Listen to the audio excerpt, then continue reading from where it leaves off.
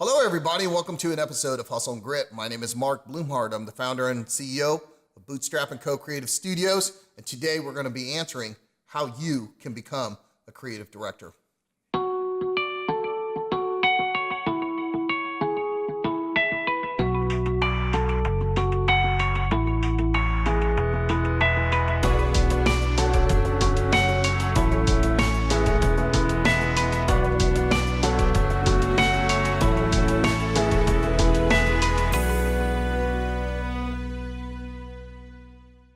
The first thing that I would like to talk about is what exactly does a creative director do? Now, you can think about Mad Men. You can sit there smoking. We don't sit around smoking all day. But what we do is we really change the lives of people within organizations, and we change those organizations, hopefully, for the much better. There's a huge difference. There's a continuum, really, in creative directors. You've got, somebody might call themselves a creative director, and he's managing a print shop in a small town of 13,000 people. On the other end of the continuum, you've got creative directors that work on Madison Avenue, and they work with huge juggernaut brands, and these brands are affecting people on all continents of this planet. So we're going to be talking a little bit more about the latter and how and what it takes to become a creative director in such a shop. So stick with me, and if I don't answer any of the questions, make sure you email me, and I'll address it in the next episode. So first of all, creative directors, they need to set a direction for the client. They hold and trust the direction of the brand. Now that might seem rather straightforward, but it's extremely difficult. The problem is that most of the world that we live in is very subjective, and we are sailing in uncharted waters. We really don't know where the brand is going. If we're working with a brand that's cutting edge and that's revolutionary, there's no real emulators that we can look and draw from. So a creative director spends most of their time actually saying no to people. Now it's this dichotomy, if you will. They might have, let's say, 10 junior designers working for them, and that creative director needs to get all that creative input from them, but he can't use it all, because if he used it all, then the brand would just kind of lose control and turn into this gravy, this mush, and it won't stand for anything because it stands for everything. So a creative director really has to sit there and learn the art of actually saying no to the people that are below him and trying to build up this brand without crushing them. And it becomes extremely difficult. And what happens is something that we call verbal overshadowing. Now, verbal overshadowing is something that almost nobody's ever heard of before, and it's real. Now, think about this for a second.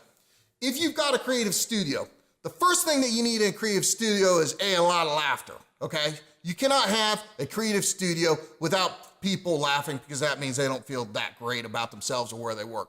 Second thing that you need in a creative studio is that you need to have people that are able to turn on and off their right brain and dive into the right brain, dive in intuition at a moment's notice. And you know when that happens, because as you're talking to them, it takes them a little bit of time to pull out of the right brain. So if you have a child sitting there and the child's playing with Legos or something like that, that child is completely oblivious to the world around them. They are so buried in their right brain that it might take a little bit to pull them out of it. And we need to have that same kind of environment if we're going to get the best out of our right brains. But here's the problem. Your right brain controls all your creative thoughts, and your left brain controls your communication. And those are in conflict with each other. So if you are thinking about a brand and you're thinking about a creative direction that's highly subjective, you are in your right brain, and you need to stay there until the answer percolates to reality. I hope that makes sense. You got to sit there and you got to work with it until the cake is baked, if you will.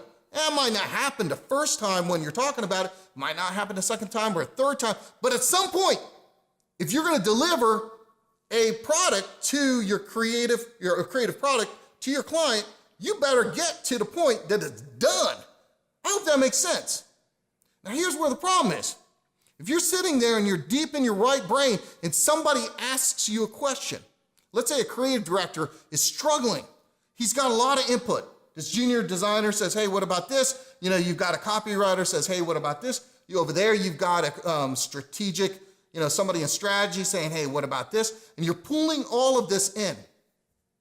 What happens is you're standing in front of people, let's say a boardroom, and they're asking for what you're thinking about. And the only way you can communicate with them is to start speaking. But the problem is, as soon as you open up your mouth and you start speaking, that's your left brain. You just engaged your left brain. The problem with the left brain is it's more dominant than the right, and it'll shut the right brain down. So that dream that you had that you couldn't tell your friends at the coffee shop, I'll tell you what, it's gone. Poof, just like that. It's one of the greatest challenges of being a creative director, and nobody speaks about it. And a lot of creative directors have a very, very, very difficult time processing this. They think something's wrong with them because so many times it's like they're a short fuse. They're in the right brain and they're very passionate about what they're doing. So when they get stopped on that, it's almost like this rage that comes out. You're like, leave me alone. Leave me alone. I had it. I just had it. Until you ask me a question. And so it becomes really difficult to lead a creative team in a very good and deliberate way without crushing them and still being able to say no and hold and trust the future of the brand. I hope that makes sense.